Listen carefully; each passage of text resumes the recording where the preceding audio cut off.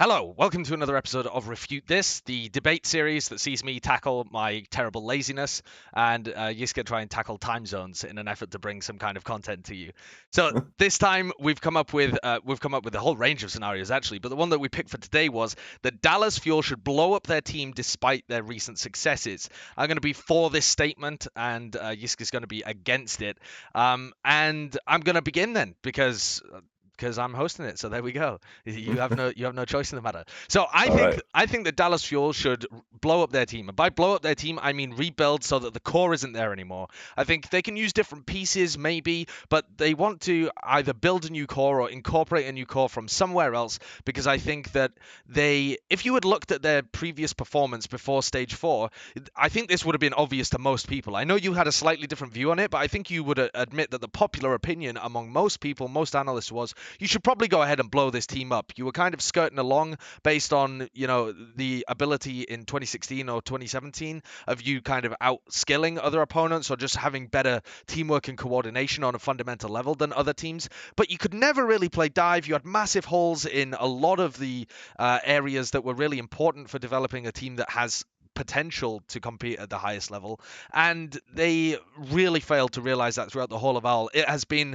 There is no way of describing it otherwise. It has been a very disappointing season for Dallas Fuel and Dallas Fuel fans. That is inarguable. But I think that the best solution for them moving forwards in season 2 is not to be fooled by their success in stage 4. The meta has been tanks. They've been getting away without running any dive. The team doesn't have that much flexibility even, but they have returned to this kind of Reinhardt setup where they can chain kind of like tankier abilities together and chain their ultimates and play with Lucio and play a bit more high tempo. But the meta's not going to be like this forever.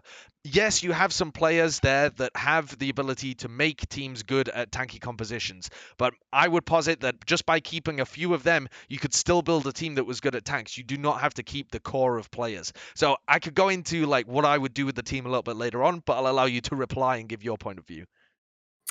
All right.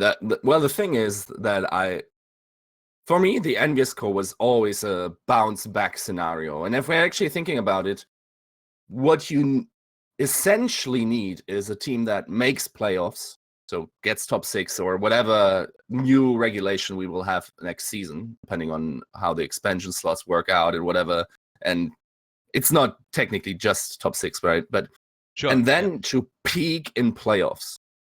Now, Envious was usually a team that was able to actually find peaks fairly often, and the core itself has had a lot of ups and downs, at least in Korea, if we're thinking about that, because they were completely dominating the Western scene for the most part when they were Sure. playing. And now, I would say that the first 3 stages aren't necessarily representative of the level that they've been playing in.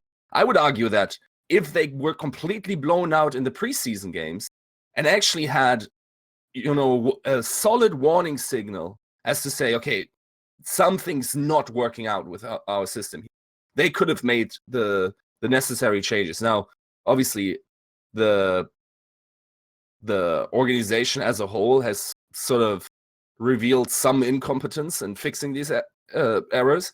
But I would actually say that this is actually the core issue, that the organization has been a much worse performer when we're all summarizing all the things and looking at over the season, how they keep switching players in and out and whatever. And the qualities of that team were always pretty... Well, certain characters had the ability to flex, but for the most part, they were pretty one-tricky. And now, you mentioned that they couldn't play dive. That is another thing why I think this team could effectively work out very well next season, because with Brigitte, we might have a long-term solution to dive. Maybe we won't see it as the primary meta ever again in Overwatch. We don't know.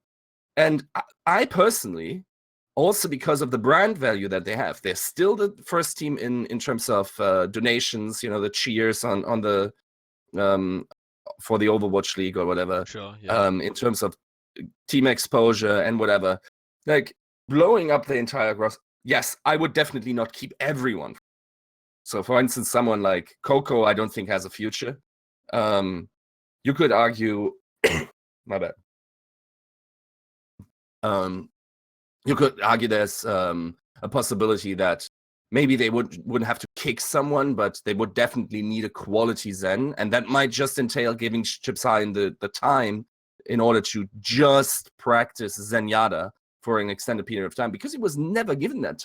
He went from Mercy, playing Mercy for the stage, where he, by all means, he wasn't a liability, I would say, and he also was historically the best Western Mercy, I would probably say, with maybe someone like Adam before Overwatch League. Sure, yeah. I think that would have worked out well. Harry Hook now seems to be a leader personality. I think you have to go either or on these two, simply because of their personality. So you slot in these two people. You actually give Mickey high quality one-on-one coaching sessions and hone his craft. You would keep Mickey. You would keep Mickey on Diva. You would keep Mickey on the off-tank role for this team. I think so the one thing is that he doesn't necessarily need to, because what I would also keep around is Seagal. For me, Seagal so far, like in stage 4, has been the best Western player, and it hasn't been close. The guy basically performs super well on Diva. His bombs are. That's actually one thing with his popularity I don't understand, is why nobody points this out. He actually has probably a kills per ultimate like Poco had in stage 1. Yeah, he's been getting a lot of value out of them. Then he can flex a ton. I think if you actually had a different structure for them, they could have very well be a playoff team this season. Okay, wait a second there, though, because that to me is mental. Like, the idea that you would keep Seagal or Mickey around, I can get, right? This is kind of the meta for Seagal. He's an incredibly flexible player. It seems like as soon as you give him any kind of coaching or even just any kind of, like, game time to practice a certain role, he's intelligent enough to pick up whatever it is. Yeah, he's probably never going to be, like, the best DPS player in the world. He had his time back when everybody else was kind of a little bit worse. I don't know whether he could ever reach those peaks again. But on roles like off-tank or, like, maybe a Brigitte or maybe some I don't know, maybe he goes into playing a main tag or a support at some point. The guy's incredibly intelligent. But the idea that this team could ever have been a playoff contender when we had 3 stages of a meta that they just fumbled around in like they were a blind man in the dark, there was no hope for this team, I think. I disagree that they could have ever been a playoff contender, and I think that banking on the fact that Dive will never come back, when Dive is still relatively popular right now at the peak of Brigitte, you think Brigitte's ever going to get more powerful than now? I don't think so. I think Brigitte is going to get less powerful over time, if anything, as teams understand how to work around her, as she potentially gets reduced in terms of her power, like the actual raw numbers get tweaked downwards because ranked at the moment is fairly oppressive. I think actually we'll see a resurgence of Dive in terms of how teams are able to play around it, and I think Dallas are going to suffer for it. I think not enough teams have actually adapted to her and are able to play it to her. Like, even if you have a world-class Brigitte apparently today, or like London has, Prophet is no one's talking about how good Prophet is, man. Prophet's insane. He's the best Brigitteer in the league. He's the best at everything in the league. He's honestly a quiet MVP candidate, but that's another discussion. It's unreal. This guy has 5 top 5 picks easy. Like, I don't know why anyone would think that Birdring is like the 5th best player this season on London Spitfire. Like, Okay, all right. So that's a tangent, all right, but it leads me into this question. Who the hell on the Dallas Fuel has been a top 5 player all season?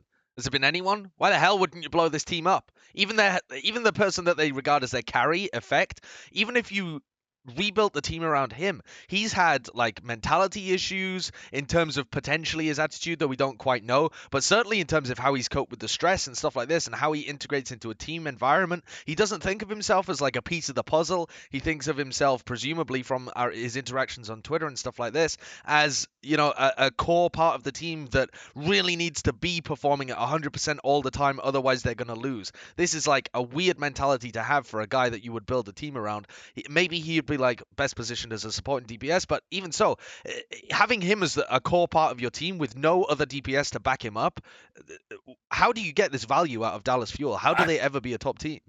I would say that Seagal could be the other DPS, or in fact Taimu, depending on what that meta is. If you can actually sit on Widow the entire time, I think Taimu would have never had these deep Is that a good blows, philosophy you know? for building a team in season 2? Let's hope Taimu can sit on Widow the entire time.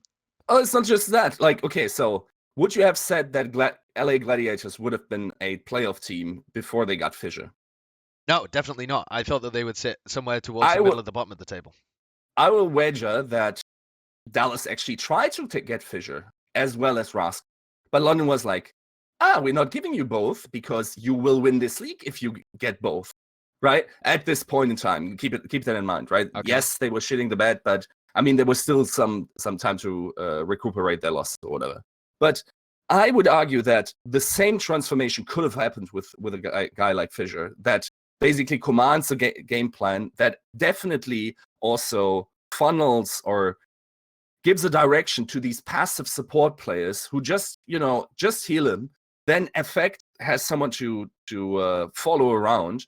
I mean, Asher wasn't doing anything productive before when with I Remix either. So I think Effect could have been the better Asher for most of the time. He could have been basically a striker player because I actually think he has very comparable mechanics to Sure, the Strike. mechanics are always there. My issue is that it comes for the entire Dallas Fuel discussion, it never comes down to their mechanics. It sometimes comes down to hero pool, but that's slightly different. That's not even my main point here. My main point is that once you try and alter just the entire mentality of the team, the play styles, how it's structured, where the calling comes from, the style that they play, you might as well blow the motherfuckers up. Like, what are you actually keeping that would transition across? So, for example, in your instance there where you brought Fissure in, you would presumably be playing him alongside maybe Seagal on the off tank, perhaps, because I wouldn't want him paired alongside Mickey because I think you're trying to coach too many people at that point into Fisher's new style. You know, you already had him paired up with Bijou in LA Gladiators and a very competent backline. If he was coming into the Dallas Fuel, he has to deal with a backline that he really has to teach how he wants to play the game, far more than he has to teach Big Goose and Shaz, I think.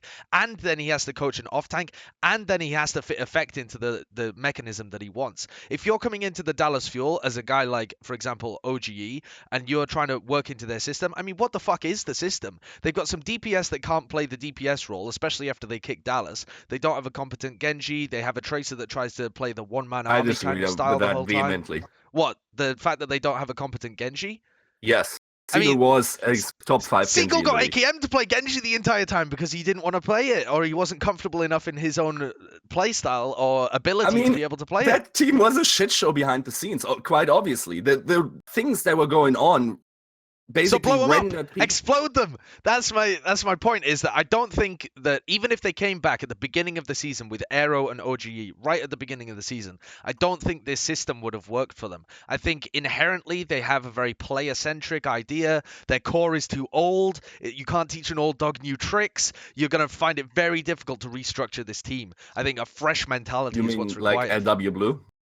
LW Blue were at the top of their game almost by the time they came out of the came into the Overwatch League. They're miles away from this team. Which all the game? pieces. They didn't play the game officially for like half a year or some shit. Sure, but they were still far better than Envyus every time they went up against them. We're talking about also we're not talking about a team like LW Blue who were notoriously very flexible, could play a lot of dive and could play a lot of tanks. We're talking about a team that could really only play kind of not one style because they did reinvent themselves a number of times, but they always reinvented themselves in a very niche way. They were, like you said at the beginning, one tricks in some sense in terms of their style always. They weren't a flexible team. They had one thing, one understanding of the meta, and they played it. When they won 2016, they were playing this triple tank with the D.Va. They had that down. You know, that was the style that they played. When they went in their previous games, they were playing a lot of, Farah Mercy with Tailspin and stuff, and they were getting big value out of that. Whenever they were forced to play someone else's meta, they ended up actually losing. When they went into Gamescom, they were playing a meta that they weren't 100% comfortable with. When they came into the Overwatch Open, they were playing that Mei Reaper meta that they ended up getting beaten by fairly heavily. When they had to adapt, or when they began playing the Apex Season 1, that was the same meta. When they came into the Overwatch League, that was the same kind of thing. So I think this team doesn't have the depth in terms of how comfortable they are on certain heroes and just an understanding of the most recent way to play the game that they would be able to adapt as the years went on. Because imagine if you're talking about Season 2, you have no idea what's going to come up. You have to be prepared for Yes. a range of different things. And Yes. that's what concerns me about Dallas Fuel. And so when I look at them on the bench, so I said that I would kind of go through their players. I actually wrote it down because I find it so difficult to like think of each player one by one.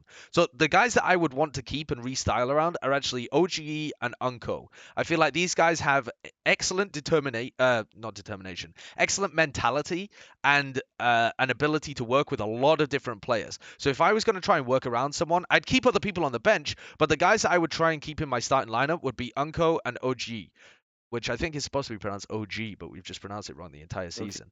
And Unco, I think, has been just like a really stand-up player his entire career, honestly, on a range of support heroes. Has that kind of winner's mentality, knows how to win, has been able to adapt to different teams, has actually been playing really well recently in on Dallas Fuel when they've been performing better. Came into Dallas with a really positive mentality, actually wanted to move there. That's why he ended up making the move to Dallas to play with AKM. Tried to restyle the team, and his determination got kind of eroded away by how shit they were doing, but is now actually doing pretty well. So these are the two guys I keep. On my bench or on my maybes, I would keep Mickey and Seagal, but Seagal I would keep as like a flex player, as the fixer, right? As a guy who can fill a hole that I find halfway through the season, and I'd have him on off tank to start with as well. And Mickey I would just have sat on the bench to practice something specific like Brigitte. I'm not letting Mickey near Diva again. I think it's too pivotal a role to have Mickey there because he needs too much guidance. Whereas Seagal, very intelligent player, I can keep him there and I know that he'll do his job. But perhaps I might find somebody later down the line that I actually want to plug into this team above him, and he would just be this all-round bench player who's just phenomenal at being able to fill every role that I give to him.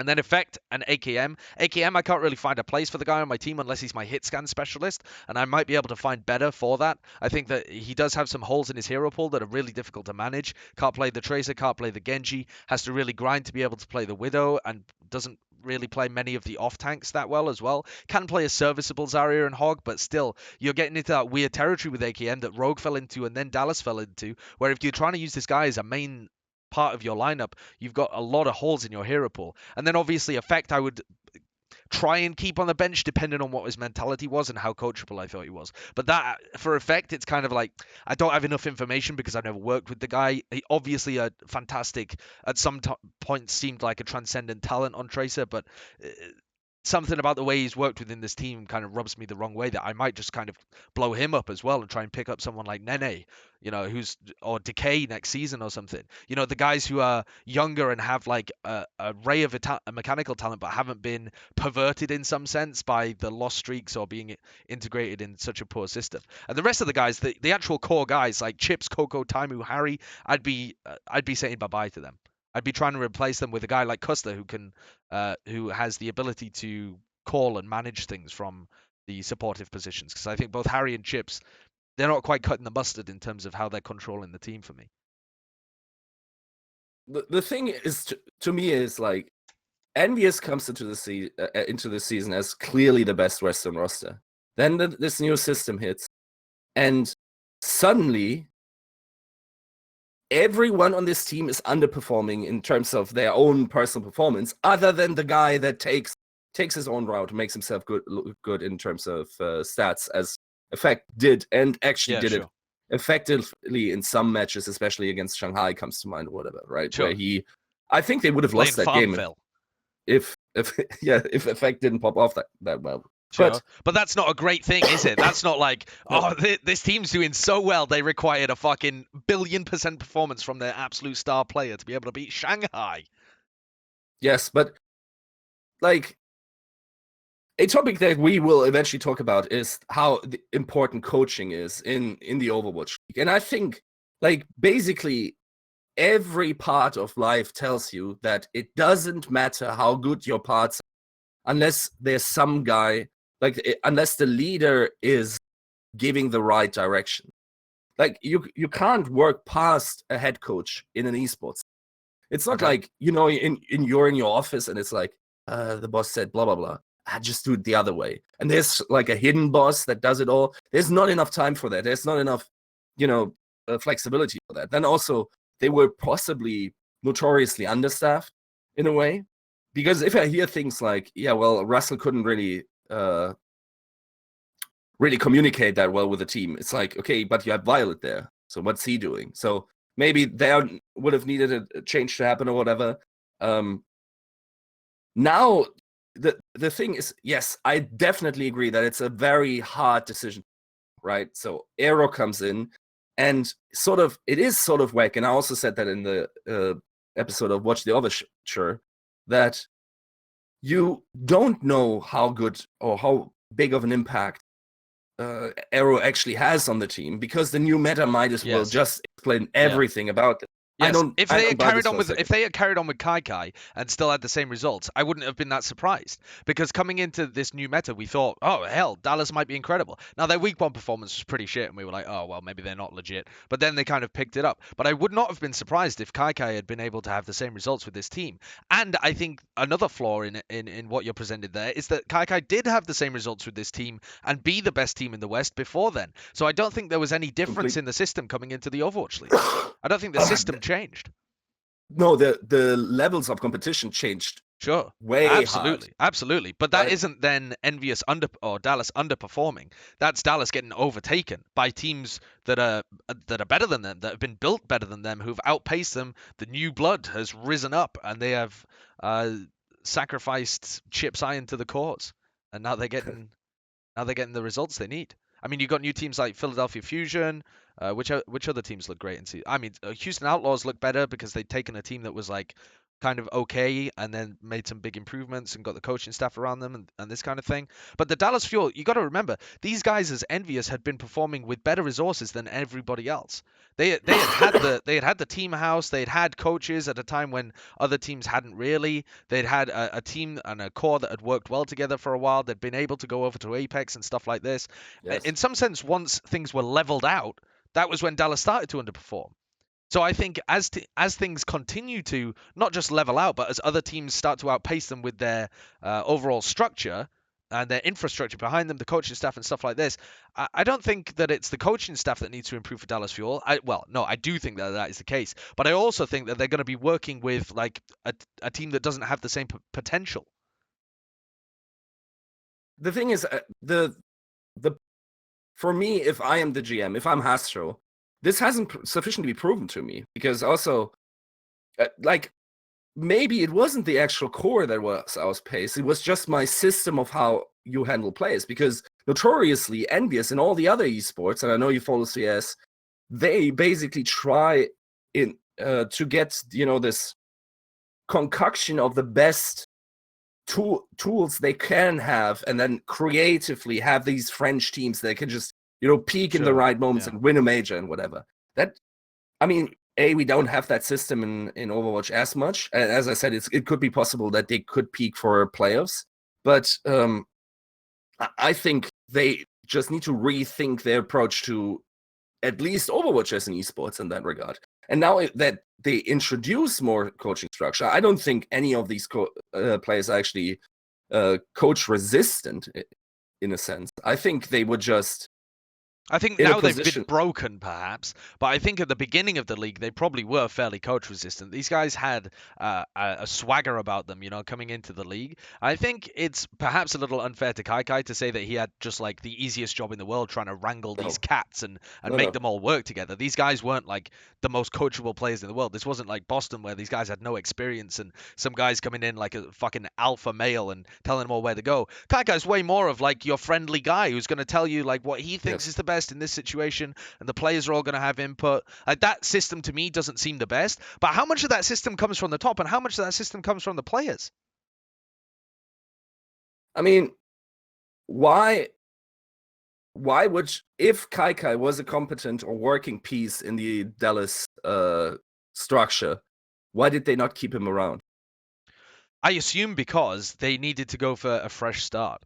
And I think that Kai was the most obvious piece to fix there, because you do have the structure coming from the top, and you can't just replace half your players halfway through the season. This was already after the mid-season signing period anyway.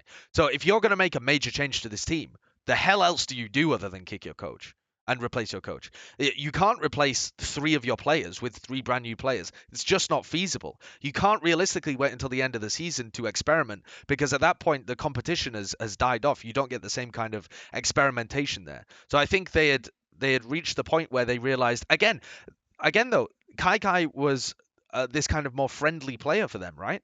And so he wasn't the right coach for them in that situation. But I also don't think that many coaches would have been able to make absolute gold from that situation. I don't think that he was put in the greatest position to succeed, because I think that that core had issues that were only revealed when the competition got big enough. Yes, but the thing is, just because they had issues doesn't mean that they necessarily aren't fixable. The thing is that, yes, the problem is that they weren't tested in the Western scene for Overwatch League. They just blasted through contenders. There was no problem. Then, if you actually look at the preseason matches, I think they should have actually known that they were going to run into problems. But yes, they won, I believe, 3-1 against Houston. But that seemed pretty lucky overall.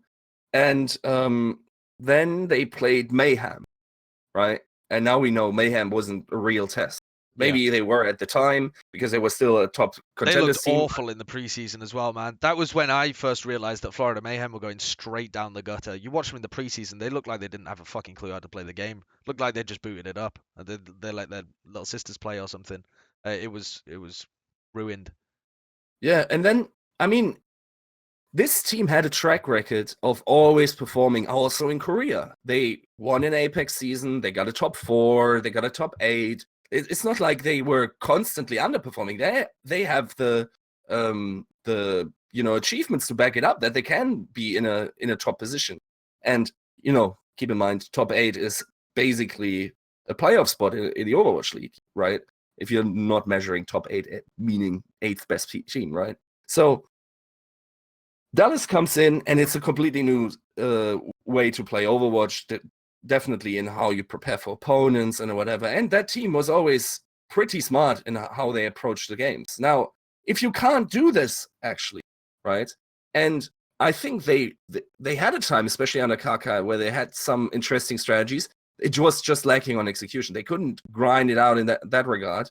But I think, actually, that made me think of it too when you mentioned in your video that you released today or yesterday that there's a thing as focusing too much on these high level concepts. Yes, I think this is a classic Dallas Fuel thing, where they tried to bring in kind of niche or cheese strategies, and they wasted their time doing that because their fundamentals weren't there. They weren't able to execute them as well. They ended up getting outplayed by things that they should have been able to counter just because they didn't play their defaults as well. They didn't spend the time learning new heroes like Genji or Tracer for the dive meta. They didn't spend time working on the fundamentals of their teamwork. Now, this is going to be a massive struggle for you to build that kind of. If you're the GM and you're trying to implement this structure now, you almost have to go right back to the basics, build an entire structure up from ground zero with these guys, and they're probably going to be resisting it a lot of the way because you're going to be talking about like really working on fundamental shit or trying to change ingrained habits that these guys have been playing with for a long time. So I think you're really struggling to rebuild this team to be a playoff contender at this point. They've got too many bad habits already there. I mean, then again, yes, I completely echo what you're saying, that they have fundamental issues. They actually didn't really know that well what they're going, why they're succeeding. But that's a coach thing.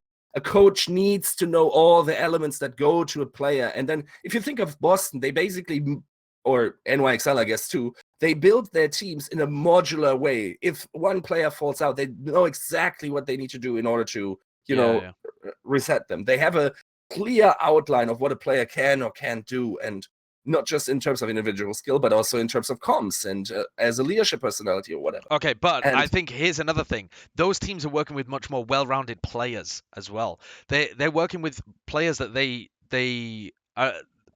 each module has like its own radius, and between them they can cover a lot of ground. They can cover a lot of surface area. But a lot of the Dallas Fuel guys can only have small things that they're really good at. And so as a coach, you're trying to juggle all of these tiny little bits and bobs and trying to fit them into a system that actually makes them work.